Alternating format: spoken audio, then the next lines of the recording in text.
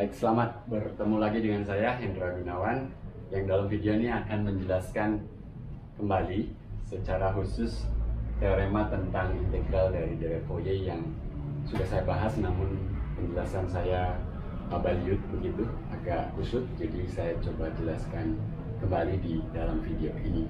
Jadi teoremanya berbunyi seperti ini, misalkan F periodik dengan periode 2pi dan kontinu bagian demi bagian pada interval min pi, pi.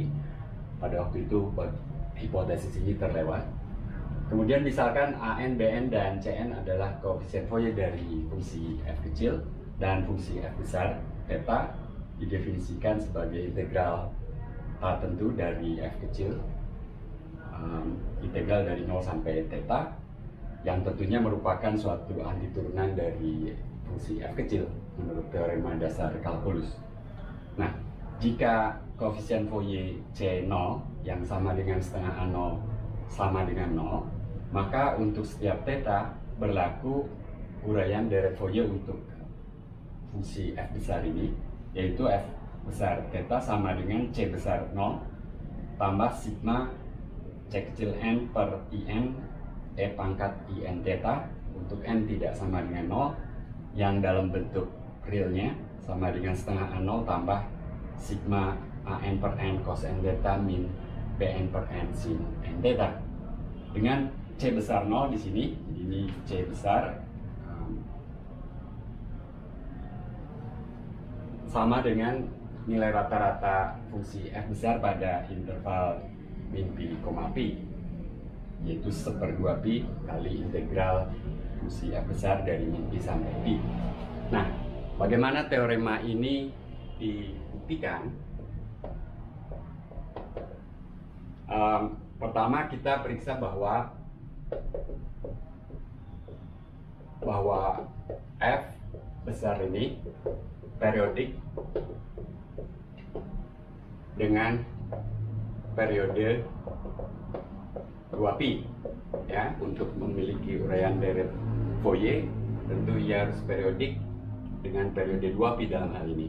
Nah, kalau kita hitung nilai f di theta plus 2pi dikurangi nilai f di theta, ini sama dengan integral dari theta sampai theta plus 2pi dari f v dv. Oke, nah integral ini dihitung pada interval yang panjangnya 2pi, dan karena fungsi f kecil ini periodik dengan periode 2pi, maka ini akan sama saja dengan integral dari min pi sampai dengan pi f v dv, dan ini sama dengan 2pi kali C0, C kecil, konstanta atau koefisien Fourier untuk f kecil dengan indeks 0. Dan diketahui di sini C0 sama dengan 0, jadi ini sama dengan 0. Jadi terbukti bahwa fungsi f besar periodik dengan periode 2pi. Itu fakta pertama yang kita lihat. Nah, sekarang kita tahu, tadi saya sudah menyebutkannya, turunan dari f besar ini sama dengan fungsi f kecil. Ini berdasarkan teorema dasar kalkulus. Dan jika deret C besar n e i n theta n anggota z adalah deret Fourier untuk fungsi f besar, maka menurut teorema turunan deret Fourier yang dibahas dalam video sebelumnya, mestilah kita memiliki hubungan antara koefisien Fourier untuk f kecil dan f besar. Jadi di sini C kecil n yang merupakan koefisien dari turunan dari fungsi f besar ini mestilah sama dengan I kali N C besar N yang merupakan koefisien Fourier dari F besar. Sehingga kita peroleh di sini C besar N sama dengan Cn per In. Tentunya ini khususnya untuk N tidak sama dengan 0. Untuk N sama dengan 0, kita tidak memiliki hubungan ini, namun dari definisi deret Fourier secara umum, C0 memang mestilah sama dengan nilai rata-rata dari fungsi yang kita uraikan sebagai deret Fourier pada interval min pi, pi. Jadi untuk N sama dengan 0, C0 sama dengan 1/2 pi min pi sampai dengan pi f theta d theta. Ini dari pembahasan sejak awal tentang deret Fourier. Tidak ada kaitannya dengan asumsi-asumsi yang kita tuliskan di sini. Ini sudah membuktikan teorema yang kita punya di sini. Namun saya ingin memberikan beberapa catatan tambahan terkait ini. Saya hapus ini dulu. Baik, jadi saya ingin menambahkan beberapa catatan. Oh ya, tadi saya tidak membuktikan bagian deret Fourier dengan koefisien AN dan BN-nya. Saya kira itu sama saja, bisa diulangi proses pembuktian ini atau peroleh deret Fourier dalam bentuk AN cos n theta dan BN sin n theta dari deret Fourier yang telah kita peroleh di sini dalam versi kompleksnya. Oke, yang ingin saya tuliskan di sini adalah sebagai berikut. Dari rumus f theta sama dengan integral tertentu dari fungsi f kecil v dv ini, tentu kita peroleh nilai f di 0 sama dengan 0. Jadi fungsi f besar ini adalah suatu anti turunan. Nah, sementara itu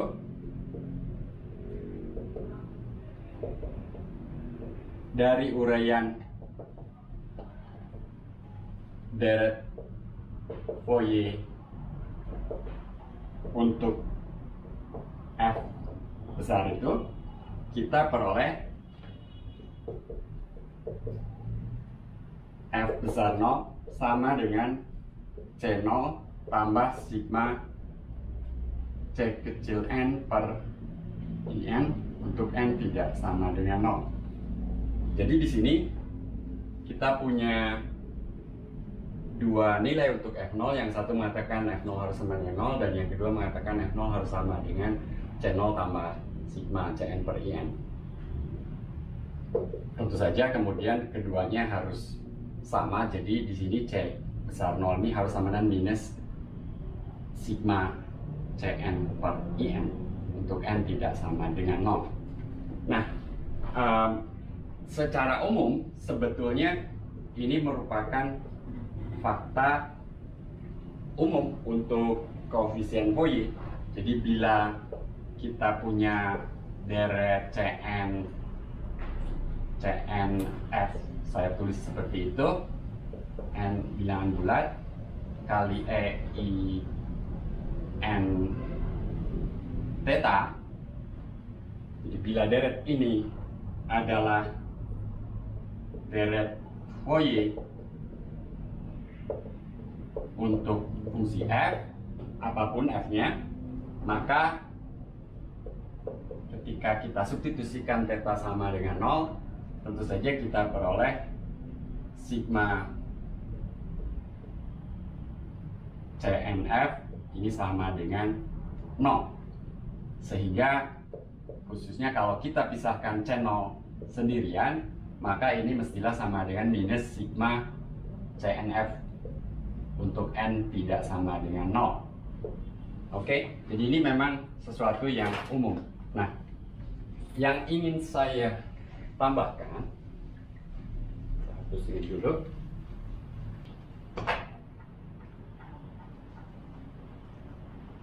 Yang ingin saya tambahkan adalah keterangan bahwa deret Cn per In untuk n tidak sama dengan 0 ini, jadi catat bahwa deret ini konvergen.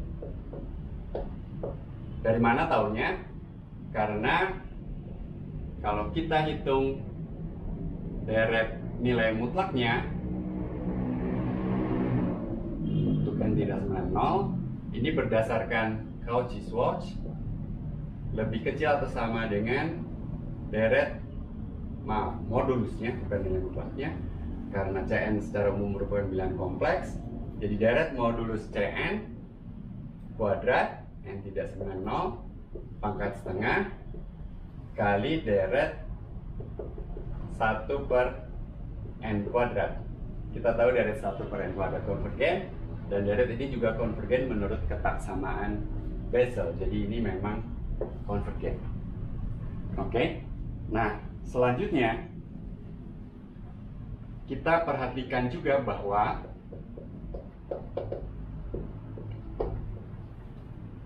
jika kita integralkan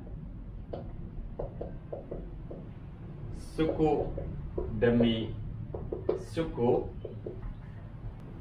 pada deret Fourier untuk f kecil yang ada dalam teorema kita tadi, maka f besar theta ini sama dengan sigma n tidak sama dengan 0 Cn e pangkat In V. Maaf, ini kita integral sigma n tidak sama dengan 0 integral dari 0 sampai theta Cn e pangkat In V dV ini sama dengan sigma n tidak sama dengan 0 Cn per In e pangkat In V kita hitung dari 0 sampai theta. Jadi kalau kita masukkan batasnya, kita peroleh Cn per In kali e pangkat In theta kurung dikurangi Cn per In. Nah, sekarang kita sudah tahu bahwa deret Cn per In itu konvergen. Jadi ini adalah, saya tulis terlebih dahulu deret Cn per In dengan tanda minus di depannya, ditambah deret Cn per In e pangkat In theta yang tidak sama dengan 0. Nah, ini tidak lain, tadi kita sudah melihat bahwa ini adalah C0. Jadi memang deret Fourier untuk f besar itu secara hitung-hitungan integral suku demi suku sama dengan C0 tambah sigma atau deret Cn per In e pangkat In theta. Itu yang ingin saya tambahkan, selain saya berikan bukti dari teorema tentang integral dari deret Fourier. Oke, mudah-mudahan sekarang sudah jelas dan saya juga lega. Sampai jumpa dalam video berikutnya.